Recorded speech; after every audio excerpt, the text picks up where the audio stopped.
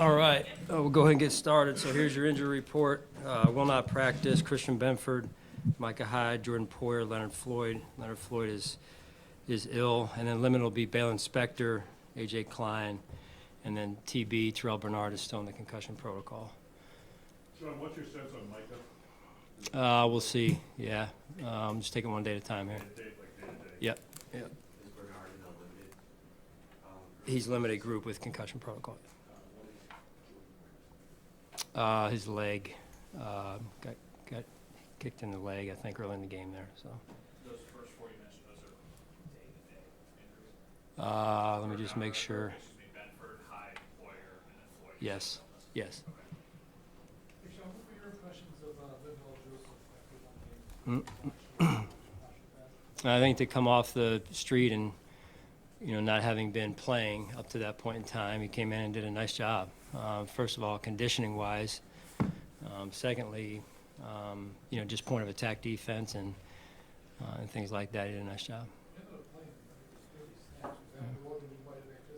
Might have been, but again, Coach Washington was monitoring him as he went, and a year ago he did something similar, not to, maybe to that high of a rep count, but came off the street, the proverbial street, and went in and played right away in the first week, I believe it was, if my message is right and my facts are straight, and played more reps than you think a guy would, especially at that position. Sean, I'm sorry, just will Josh practice there? Yes. Sean, it seems like Terrell Dotson, for what he brings to the table, has been giving you, a heck of a performance the last couple of weeks. Is that something that stuck out to you? And if so, how impressed are you with the way he's been ready to take advantage of an opportunity after kind of a rough preseason? Well, here's a guy that was undrafted years ago, and has been through the journey of an NFL career, and really proud of him and how he stuck with it, stayed mentally tough through the highs, through the lows, and here he is in a starting role basically for us, and super proud of the way he's handled things, and I'm seeing a continual uptick in his play and his energy and his confidence.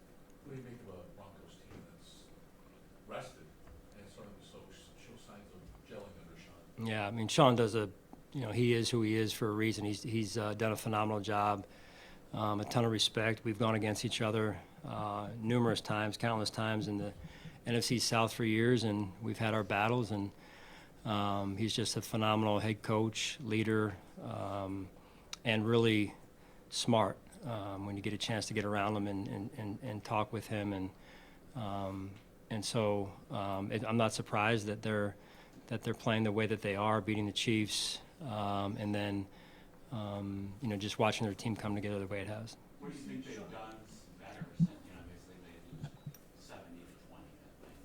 What have you seen from them since then? Yeah, again, this isn't on the outside, but it just seems like they're coming together defensively. They're holding people to fewer and fewer points, obviously since that game, and it seems like they're coming into their own just overall as a team, and I think that starts with the head coach. Hey, Sean, pass rush recently, you blitzed kind of frequently against the Bengals, but do you need more from the four-man group? Early in the year, you were getting plenty. Seems like that's tailed off. I saw flashes the other night. As you know, it's important that we get it, and it's important that it's consistent. And I saw flashes the other night, and I think it's there, and it's getting back into a more consistent rhythm, and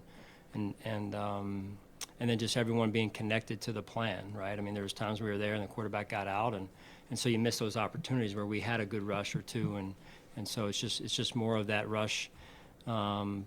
Staying connected to the plan overall, and then the coverage complementing the rush too, because there were times when the rush or the coverage didn't give the rush those opportunities to capitalize and close it out there. So, but confident in those guys, and they've proven it early in the year that they can do it. So we're looking forward to just cutting it loose. Sean, would you say Greg's foot injury has limited his impact in the last month or so? Well, I think he's getting better. You may be accurate to some extent a few weeks ago. And listen, anytime you're coming off an injury, and that's not easy. You're not yourself, and so you're dealing with it not only physically but mentally. And I saw some things this past game that I thought were, hey, he's starting to really get back into who he is. When it comes to the pass rush and knowing what Von's gone through, how much closer is he getting to being Von Miller, as you've seen on tape, and how much do you need him to effectively step up without knowing what he's gone through? Yeah, well, I mean, Von Miller is Von Miller. His resume speaks for itself.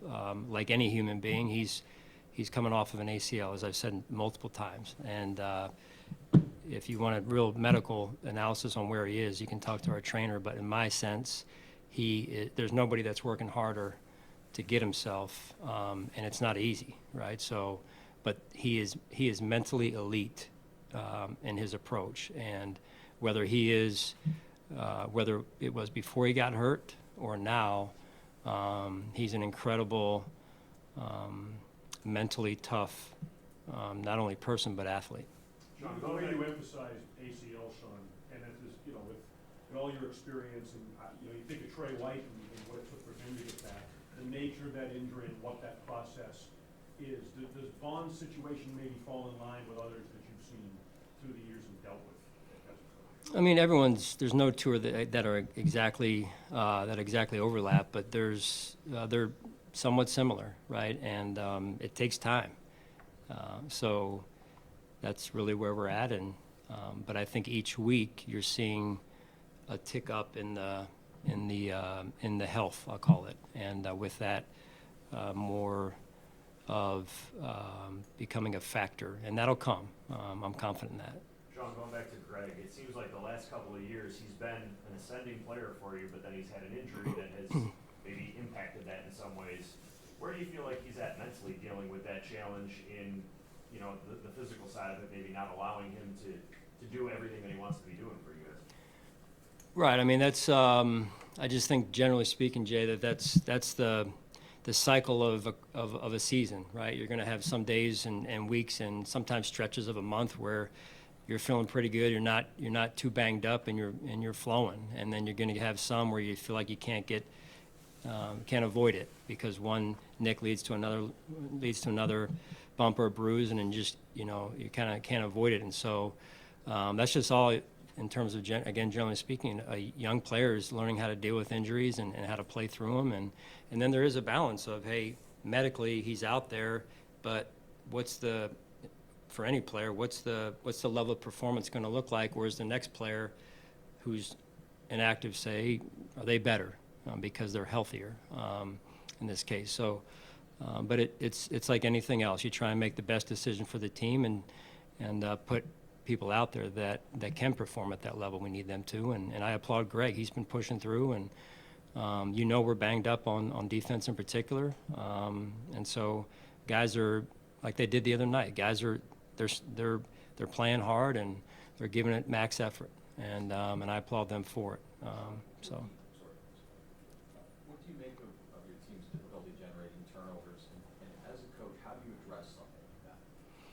Well, number one, you get what you emphasize. I think that's a coaching one-liner, I guess you'd say, for us coaches, that you get what you emphasize, and so, or you hope you do at least, right? So, we have to make sure we're continuing to emphasize taking the ball away, and then some of that comes with punching the ball out. Some of that comes with getting around the ball. Some of that comes with affecting the quarterback and those sack fumbles that you're looking for, or affecting the quarterback so it's an errant throw. And that's when you study takeaways. That's usually how they don't usually just fall out of the sky or the arms of a runner. And it comes from effort as well as getting around the football.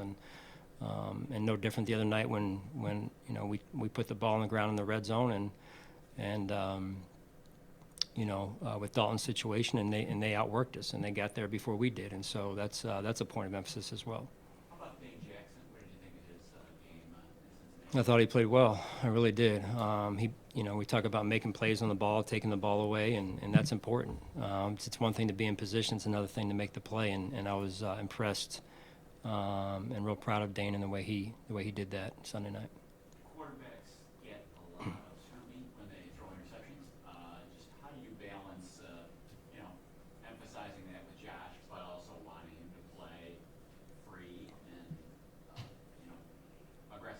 Yeah, I mean, no interception is a good interception, but there are some, take this in context of some that are either better than others or worse than others. And so, yeah, I mean, some of them are great plays by defense, and then there are other ones where that ball shouldn't have been thrown. And so he's learning the difference, and he knows which ones are, no, not a good decision. And then there are other ones where it's, hey, you know, okay, that guy made a great play. And so that's life at the highest levels in professional sports, because they're going to make some good plays once in a while. But as long as the decision is the right decision, you know, we're heading in the right direction. You mentioned Sunday about receivers just not looking like they were open 11 times. Throughout the week, as you evaluated that, did that hold up watching it back? And what's your message to that group? Do you send a message to that group of improving in that area? You know, I don't think it's, I mean, listen, there's always things we can do better from a technique standpoint, but at the end of the day, we've got to make sure that whether it's execution or the detail that leads to execution of the route concept or the route concept to begin with, that and that's what we do as coaches. We go back and reevaluate, are we putting them in the position? And it's always, it's never one thing, it's always a little bit shared. And so I think that to me is where the progression starts of, hey, are we putting them in the right position? Are they executing their assignments with great detail? And then do we have the ability to separate? Do we have the ability to get open? Those are the steps you go through. How have you observed the relationship between that group and Adam Henry as their season? I think, yeah, I mean, Adam's come right in and done a nice job. He's a pro, and I think the guys respect him. I know they do, and he's been around football a long time, and I think he's done a nice job with the guys building that relationship. Was Rasul a pretty quick study? I mean, I know trial by fire, especially with the injuries that you guys went through, but does it feel like he was able to pick up what he needed to, and then that could kind of continue to build as we get a little Yes. further away? Yeah, I would say the same with LJ. I think maybe Sal or Mark asked it earlier. Same thing. I mean, both football minds. The game makes sense to them. So when you're equipped that way, it's an easier challenge on the front end to pick up the system. You've not been 5-4 since 2018 now. Since when? Season. Since when? 2018. 2018. That was a different season. How do you assess where you are right now, knowing that you're running out of margin for error? Yeah, confident in our team, confident in our coaches, confident in our players, confident in our staff. Doesn't mean we don't have work to do. Doesn't mean we don't have a gap to close. And there's different things that make up that gap. And so we've got to continue to drill down on those areas and play better as an overall team, complementary-wise, and reset some things that we need to reset. You go back and reteach certain things or reestablish certain things this time of year when you're going through things. Even when you're not going through things, it's the right thing to do, and so, but my confidence remains high in our group.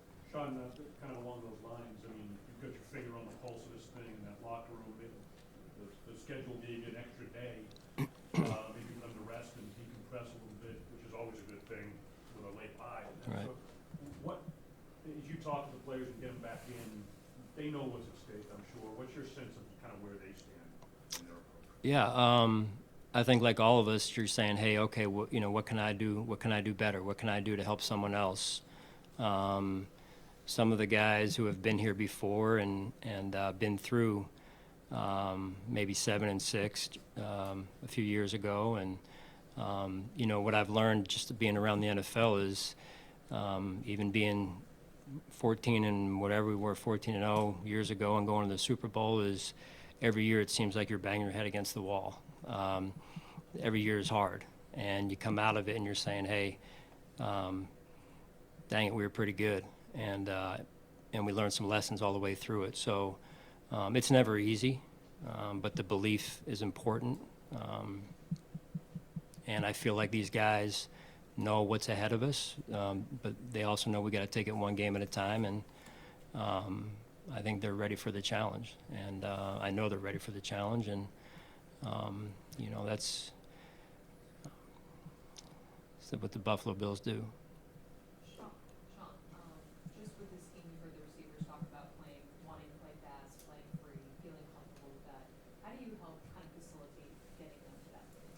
The wide receivers, Jenny said? Yeah, I mean, I think for our entire football team, that's a part of it, right? It's just going. You know, we're very, I would say, detailed in our approach. I think we take a lot of pride in that, but at the same time, there's an element of just go, right? Whether you're rushing the passer, whether you're playing wide receiver in this case, and there's going to be mistakes along the way, but nobody's perfect, and we all want to aim for that. That's the goal every week. But the truth is that the freer you play, the more your athleticism comes out, and the more your personality shows, and I think that's a good thing. All right, thanks, guys.